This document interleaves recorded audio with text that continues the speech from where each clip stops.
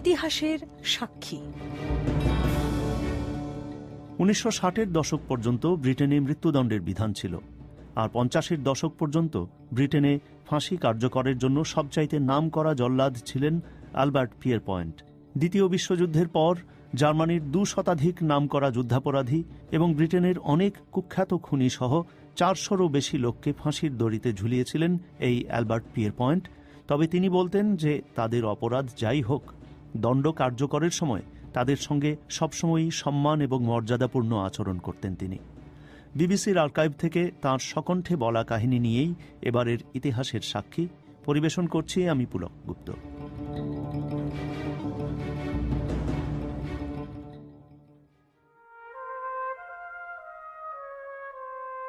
The person who has to die, man or woman, you've got to treat him with as much respect and dignity as you can. যাকে আপনি ফাঁসি দেবেন তার সাথে আপনাকে যথাসম্ভব সম্মান ও মর্যাদার সাথে আচরণ করতে হবে, কারণ দণ্ডিত ওই লোকেরা অজানা এক পথের যাত্রী।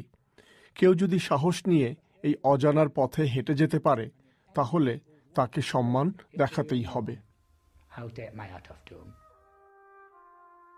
1940 এবং 50-এর দশকে অ্যালবার্ট পিয়েরপয়েন্ট ছিলেন ব্রিটেনের প্রধান জল্লাদ। সেই সময়টায় ব্রিটেনে হত্যার শাস্তি ছিল মৃত্যুদণ্ড। অ্যালবার্টের কাছে এই ফাঁসি দেবার কাজটা ছিল একটা পারিবারিক পেশার মতোই, কারণ তাঁর বাবা ও কাকাও ছিলেন সরকারের তালিকাভুক্ত জল্লাদ। অ্যালবার্ট পিয়েরপয়েন্টের জন্ম 1905 সালে ইংল্যান্ডের ইয়র্কশায়ারে। ছোটবেলা থেকেই তাঁর ইচ্ছে ছিল বাপ চাচার পথ অনুসরণ করে একজন জল্লাদ হবার। One day at school, this was in Huddersfield, our teacher, he asked all the class to do an essay. ছোটবেলায় আমার স্কুল ছিল হাডার্সফিল্ডে। একদিন আমাদের শিক্ষক ক্লাসের সবাইকে একটি রচনা লিখতে বললেন। আমি দেখলাম অন্য সব ছেলেরা মাথা নিচু করে লিখতে শুরু করে দিল, কিন্তু আমি বুঝতে পারছিলাম না যে আমি কি লিখব। তারপর হঠাৎ করেই কথাটা আমার মাথায় খেলে গেল যে আমি একজন জল্লাদ হতে চাই। আমি ঠিক তাই লিখলাম আমার রচনায়। লিখলাম, স্কুলে পড়া শেষ হলে, অর্থাৎ আমার উপযুক্ত বয়স হলে আমি একজন জল্লাদ হতে চাই, কিন্তু কেন আমি তা হতে চাই এর কোনো ব্যাখ্যাই আমি দিতে পারিনি। জল্লাদের কাজটা সম্পর্কেও আমার খুব বেশি কিছুই জানা ছিল না। আমার শুধু মনে হয়েছিল আমার বাবা একজন জল্লাদ, তাই আমিও একজন জল্লাদ হতে চাই। অ্যালবার্ট পিয়েরপয়েন্ট তার ছোটবেলার স্বপ্ন পূরণ করার সুযোগ পেলেন 1932 সালে। তার একটা ইন্টারভিউ নেওয়া হলো আর একটা সংক্ষিপ্ত প্রশিক্ষণ কোর্স হলো। তারপর তিনি একজন সহকারী হিসাবে জল্লাদের সরকারি তালিকায় অন্তর্ভুক্ত হলেন। বলা বাহুল্য, জল্লাদদের প্রতিদিন কাজ করতে হতো না, বরং এটা ছিল একটা খণ্ডকালীন চাকরির মতো। তাছাড়া ব্রিটেনের স্বরাষ্ট্র মন্ত্রণালয়ও চাইত কাজটা সস্তায় করিয়ে নিতে। সুতরাং অ্যালবার্ট পারিশ্রমিক পেতেন তার কাজের ভিত্তিতে। এর বাইরে বেশিরভাগ সময়ই অ্যালবার্ট কাজ করতেন একজন দোকানদার হিসাবে, আর পরে তিনি একটা পাব বা পানশালা চালানোর চাকরিতে ঢুকলেন। তবে তার দ্বিতীয় পেশা যে জল্লাদের কাজ করা, সে ব্যাপারে অ্যালবার্টকে কড়া গোপনীয়তা রক্ষা করতে হতো। তিনি এমনকি তাঁর স্ত্রীকেও ব্যাপারটা বলেননি। অবশ্য তাঁর স্ত্রী পরে নিজেই ব্যাপারটা বুঝতে পেরেছিলেন। অ্যালবার্ট পিয়েরপয়েন্ট প্রধান জল্লাদ হিসেবে প্রথম কাউকে ফাঁসি দেন 1941 সালে, এবং কর্তৃপক্ষ এটা স্পষ্টই বুঝতে পেরেছিলেন যে অ্যালবার্ট তার কাজে ছিলেন অত্যন্ত দক্ষ।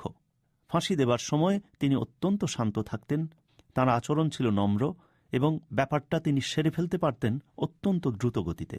We had to arrive at the prison at 4 p.m. in the afternoon, and then when you see the governor and have a word with him, after that we go and make arrangements. আমাদের কারাগারে যেতে হতো বিকেল 4টার দিকে। সেখানে আমাদের গভর্নরের সাথে দেখা হতো, তার সাথে কথাবার্তা সেরে নিতে হতো। এরপর ফাঁসির নানা আয়োজন সম্পন্ন করা, ফাঁসির মঞ্চটি প্রস্তুত করা, এসব করতে হতো। ফাঁসি দেবার আসল জিনিসটা হচ্ছে যেটাকে বলা হয় ড্রপ, অর্থাৎ দণ্ডিতের পায়ের নিচে যে পাটাতনটা থাকে সেটা সরে গেলে কতখানি নিচে পড়ার পর তার গলায় বাঁধা দড়িতে টান পড়বে। কার ড্রপ কতটা হবে তা দণ্ডিত ব্যক্তির বয়স কত, তার উচ্চতা এবং ওজন কত, এর উপর নির্ভর করে। একটা ফাঁসি ভালোভাবে এবং পরিচ্ছন্নভাবে কার্যকর করতে হলে এই ড্রপ হিসেব করতে হয়। লোকটার বয়স, উচ্চতা এবং ওজনের উপর ভিত্তি করে। পিয়ের পয়েন্টকে প্রশ্ন করা হয়েছিল যে তিনি যখন একজন দণ্ডিত ব্যক্তিকে তার কারাকক্ষে দেখতে যান তারপর থেকে দণ্ড কার্যকর হতে কত সময় লাগে। Well, it depends in which prison you're at. Some prisons. এটা নির্ভর করে কোন কারাগারে ফাঁসিটা হচ্ছে। কোনো কারাগারের কনডেমড সেল থেকে ফাঁসি মঞ্চ খুবই কাছে, কোনোটাতে হয়তো তা জেলের আরেক প্রান্তে। এমনও হয় যে ফাঁসির ব্যাপারটা মাত্র 16 সেকেন্ডে শেষ হয়ে যায়। ব্রিটেনের 1 নম্বর জল্লাদ হিসাবে অ্যালবার্ট পিয়ের পয়েন্ট ব্রিটেনের সবচাইতে কুখ্যাত খুনিদের ফাঁসি দিয়েছেন। I never troubled about the crime the person had committed. I was more troubled about the man who had to die. আসলে আমি যাকে ফাঁসি দিচ্ছি সে কি অপরাধ করেছে আমি কখনোই তা নিয়ে ভাবি না, বরং কিভাবে তার মৃত্যু ঘটানো হচ্ছে আমার ভাবনার বিষয় সেটাই। আমাকে আমার কাজ করতে হবে, তাকে আমার ভাইয়ের মতোই দেখতে হবে। সে যে অপরাধী করে থাকুক আমার তাকে সম্মান দেখাতেই হবে। কিন্তু বিচার প্রক্রিয়া তো সবসময় নির্ভুল হয় না। কখনো কখনো নির্দোষ লোকেরও মৃত্যুদণ্ড হয়। যেমন 1950 সালে টিমোথি এভান্স নামে একজনের ফাঁসি হয়েছিল খুনের অভিযোগে, কিন্তু পরে প্রমাণ হয়েছিল যে সেই বিচার ভুল ছিল। এই ব্যাপারটা নিয়ে জল্লাদ হিসেবে আলবার্ট কি কখনো বিবেকের দংশন অনুভব করেছেন? Who am I to judge? Now, I think, and it's not a cliche, I think we're the finest judges in the world. আমি মনে করি যে ব্রিটেনের বিচারকরা পৃথিবীর সেরা বিচারকদের অন্যতম। সেই বিচারকরা যদি কাউকে দোষী সাব্যস্ত করে দণ্ডাদেশ দেন তারপর তা আপিল আদালত আছে, সুতরাং এখানে কে দোষী আর কে নয় তা বিচার করার আমি কে? পিয়ের পয়েন্ট তার এই পেশার কথা সযত্নে গোপন রাখতেন। তিনি এজন্য গর্ববোধও করতেন। কিন্তু দ্বিতীয় বিশ্বযুদ্ধের পর ব্রিটিশ সরকার ঘোষণা করল যে প্রায় 200 দণ্ডিত নাৎসি যুদ্ধাপরাধীর মৃত্যুদণ্ড কার্যকর করার জন্য অ্যালবার্ট পিয়ের পয়েন্টকে জার্মানি নিয়ে যাওয়া হবে। আর তখন ব্রিটেনেও তার খ্যাতি ছড়িয়ে পড়েছিল। পিয়ের পয়েন্টের হাতে যাদের ফাঁসি হয়েছিল তার মধ্যে বেলসেন কনসেন্ট্রেশন ক্যাম্পে কাজ করেছে এমন কয়েকজনও ছিল। I remember one night particular, it was announced on the radio that I was going to be the executioner on the Belsen war crimes. I knew myself, but nobody else knew. আমার বিশেষ একটি রাতের কথা মনে আছে। রেডিওতে ঘোষণা করা হলো যে আমাকে বেলজেনের যুদ্ধাপরাধীদের ফাঁসি কার্যকর করতে হবে। আমি ব্যাপারটা আগে থেকেই জানতাম, কিন্তু আর কেউ তখনও জানত না। ওই লোকেরা অত্যন্ত গুরুতর অপরাধ করেছিল। তবে আমার মনে আছে সেখানে একজন ব্রিটিশ সৈন্যকে আমি বলেছিলাম আমি মিস্টার অমুক অমুকের জন্য দুঃখ বোধ করছি। তখন সেই ব্রিটিশ সৈন্যটি আমাকে বলেছিল, শোনো আলবার্ট, ওই লোকগুলো বেলজেনে যা করেছে তা যদি তুমি দেখতে পারতে তাহলে তুমি ওদের জন্য দুঃখ বোধ করতে না। তারা বরং সে তুলনায় যা পাচ্ছে তাকে অনেক বেশি সদয় আচরণই বলতে হবে। তবে আমি কারো পক্ষ নিচ্ছি না, আমি শুধু আমাকে যে কাজ করার দায়িত্ব দেয়া হয়েছে শুধু তাই পালন করছি।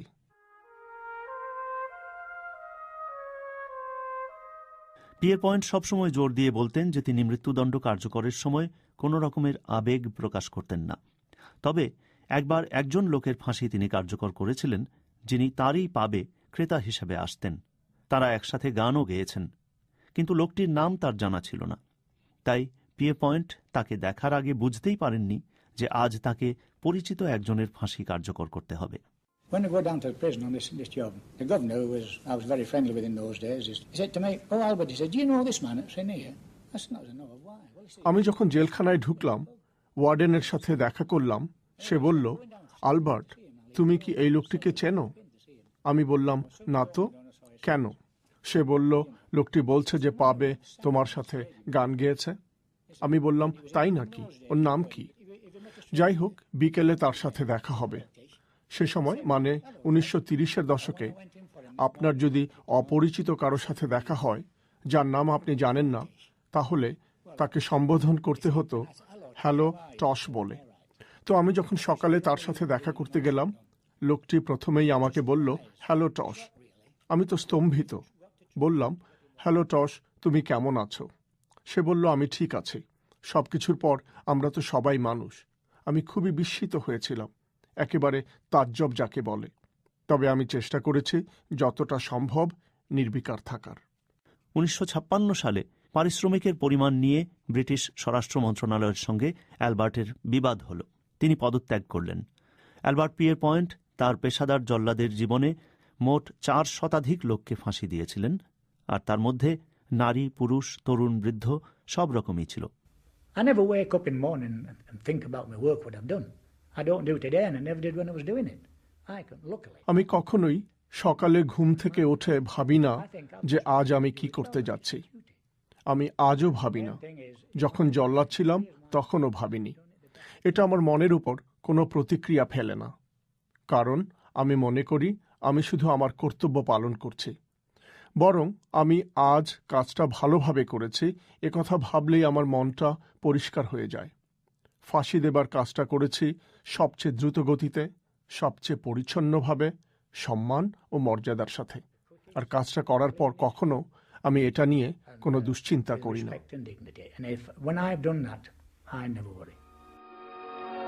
Millions are asking, is it civilized to kill by law? Does it really act as a deterrent?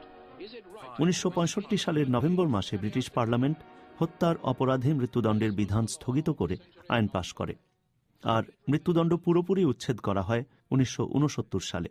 Albert Pierre point প্রথমে এটা সমর্থনই করেছিলেন, তবে পরে তার মনোভাবে পরিবর্তন এসেছিল। জল্লাদের কাজ থেকে অবসর নেবার পরেও পিয়ের পয়েন্ট তার পাবের ব্যবসা চালিয়ে গিয়েছিলেন। অ্যালবার্ট পিয়ের পয়েন্ট মারা যান 1992 সালে। Do you regret having hanged all those people? No, I don't regret one moment. না, এ নিয়ে আমি দুঃখ বোধ করি না, এক মুহূর্তের জন্যেও না। তবে যাদের ফাঁসি দিয়েছি তাদের কথা আমি মাঝে মাঝেই ভাবি। ভুলবেন না, আর সবার মতো আমিও একজন মানুষ, তাই তাদের কথা আমারও মনে পড়ে। Like anybody else. I think about them.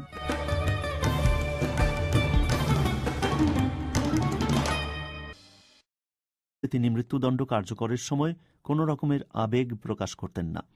তবে একবার একজন লোকের ফাঁসি তিনি কার্যকর করেছিলেন, যিনি তারই পাবে ক্রেতা হিসেবে আসতেন। তারা একসাথে গানও গেয়েছেন, কিন্তু লোকটির নাম তার জানা ছিল না। তাই পিয়ে পয়েন্ট তাকে দেখার আগে বুঝতেই পারেননি যে আজ তাকে পরিচিত একজনের ফাঁসি কার্যকর করতে হবে।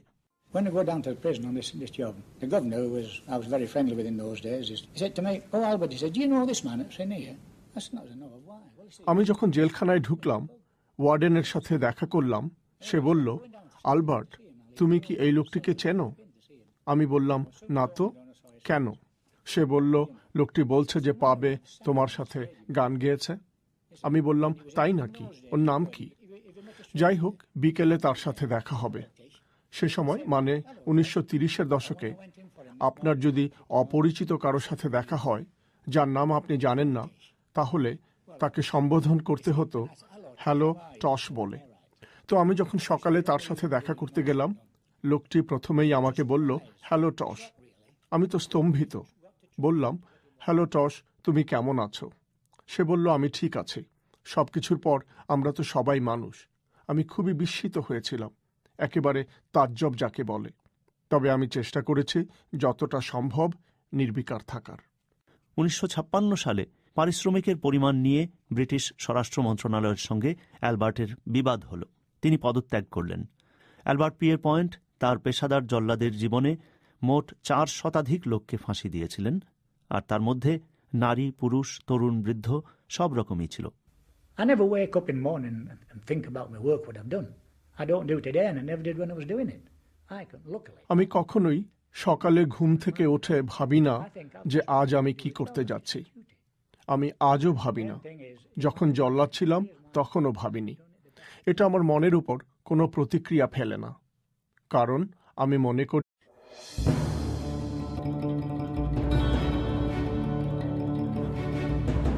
ইতিহাসের সাক্ষী। 1960-এর দশক পর্যন্ত ব্রিটেনে মৃত্যুদণ্ডের বিধান ছিল, আর 50-এর দশক পর্যন্ত ব্রিটেনে ফাঁসি কার্যকরের জন্য সবচাইতে নামকরা জল্লাদ ছিলেন অ্যালবার্ট পিয়ের পয়েন্ট। দ্বিতীয় বিশ্বযুদ্ধের পর জার্মানির 2 শতাধিক নামকরা যুদ্ধাপরাধী এবং ব্রিটেনের অনেক কুখ্যাত খুনি সহ 400-রও বেশি লোককে ফাঁসির দড়িতে ঝুলিয়েছিলেন এই অ্যালবার্ট পিয়ের পয়েন্ট। তবে তিনি বলতেন যে তাদের অপরাধ যাই হোক, দণ্ড কার্যকরের সময় তাদের সঙ্গে সবসময়ই সম্মান এবং মর্যাদাপূর্ণ আচরণ করতেন তিনি। বিবিসির আর্কাইভ থেকে তাঁর সকণ্ঠে বলা কাহিনী নিয়েই এবারের ইতিহাসের সাক্ষী পরিবেশন করছি আমি পুলক গুপ্ত।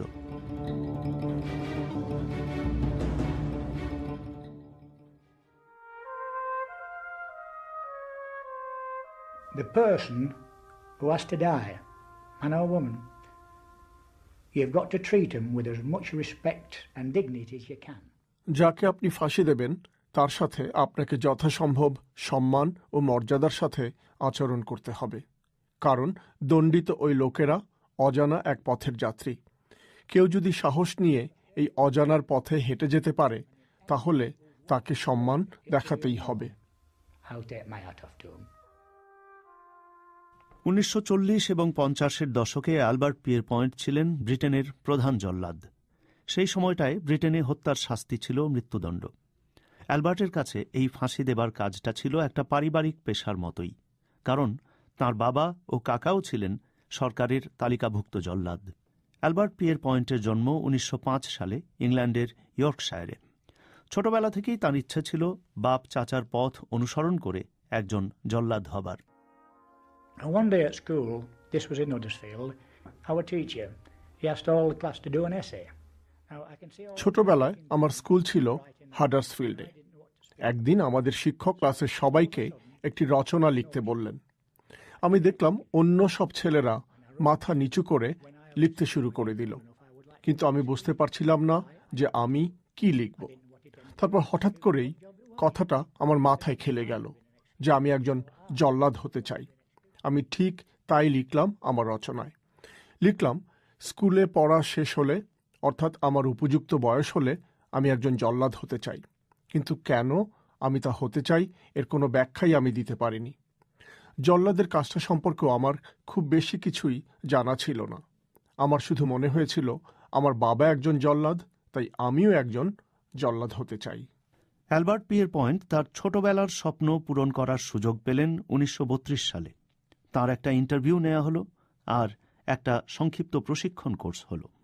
তারপর তিনি একজন সহকারী হিসাবে জল্লাদের সরকারি তালিকায় অন্তর্ভুক্ত হলেন। বলা বাহুল্য, জল্লাদদের প্রতিদিন কাজ করতে হতো না, বরং এটা ছিল একটা খণ্ডকালীন চাকরির মতো। তাছাড়া ব্রিটেনের স্বরাষ্ট্র মন্ত্রণালয়ও চাইত কাজটা সস্তায় করিয়ে নিতে। সুতরাং অ্যালবার্ট পারিশ্রমিক পেতেন তার কাজের ভিত্তিতে। এর বাইরে বেশিরভাগ সময়ই অ্যালবার্ট কাজ করতেন একজন দোকানদার হিসাবে, আর পরে তিনি একটা পাব বা পানশালা চালানোর চাকরিতে ঢুকলেন।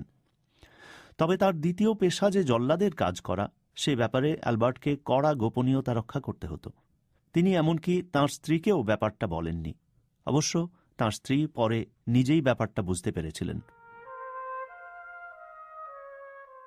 অ্যালবার্ট পিয়েরপয়েন্ট প্রধান জল্লাদ হিসেবে প্রথম কাউকে ফাঁসি দেন 1941 সালে, এবং কর্তৃপক্ষ এটা স্পষ্টই বুঝতে পেরেছিলেন যে অ্যালবার্ট তার কাজে ছিলেন অত্যন্ত দক্ষ। ফাঁসি দেবার সময় তিনি অত্যন্ত শান্ত থাকতেন, তাঁর আচরণ ছিল নম্র, এবং ব্যাপারটা তিনি সেরে ফেলতে পারতেন অত্যন্ত দ্রুত গতিতে। We had to arrive at the prison at 4 p.m. in the afternoon. And then when you see the governor and have a word with him, after that, we go and make arrangements. আমাদের কারাগারে যেতে হতো বিকেল 4টার দিকে। সেখানে আমাদের গভর্নরের সাথে দেখা হতো, তার সাথে কথাবার্তা সেরে নিতে হতো। এরপর ফাঁসির নানা আয়োজন সম্পন্ন করা, ফাঁসির মঞ্চটি প্রস্তুত করা, এসব করতে হতো। ফাঁসি দেবার আসল জিনিসটা হচ্ছে যেটাকে বলা হয় ড্রপ, অর্থাৎ দণ্ডিতের পায়ের নিচে যে পাটাতনটা থাকে সেটা সরে গেলে কতখানি নিচে পড়ার পর তার গলায় বাঁধা দড়িতে টান পড়বে। কার ড্রপ কতটা হবে তা দণ্ডিত ব্যক্তির বয়স কত, তার উচ্চতা এবং ওজন কত, এর উপর নির্ভর করে। একটা ফাঁসি ভালোভাবে এবং পরিচ্ছন্নভাবে কার্যকর করতে হলে এই ড্রপ হিসেব করতে হয়, লোকটার বয়স, উচ্চতা এবং ওজনের উপর ভিত্তি করে।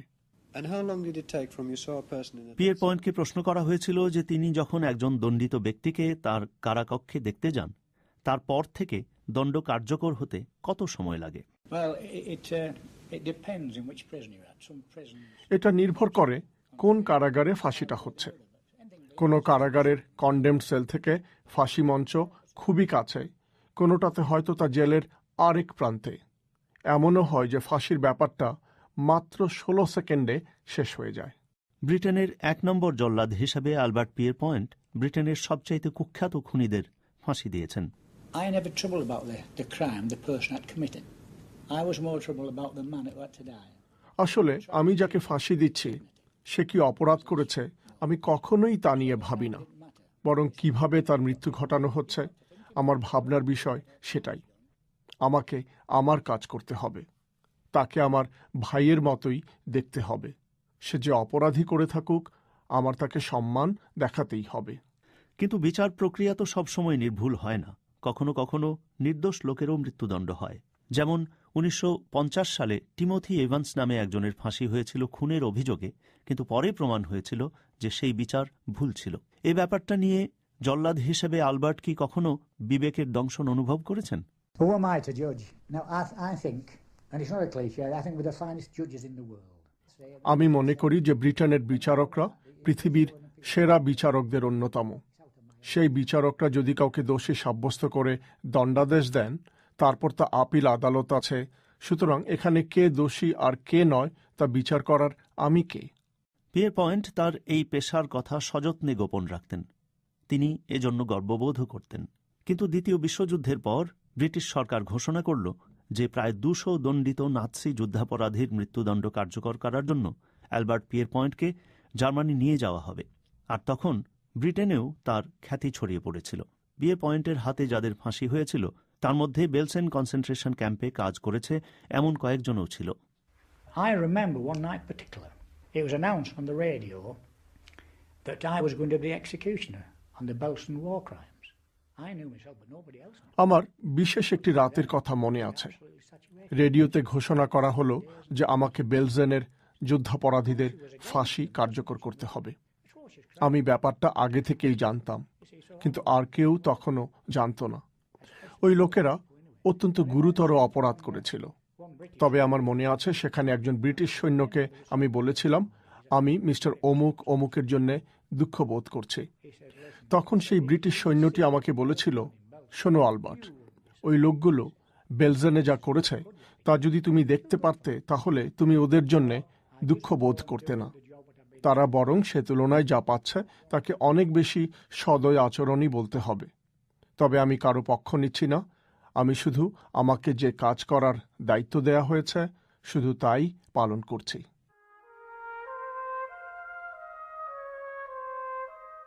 পিয়েরপয়েন্ট সবসময় জোর দিয়ে বলতেন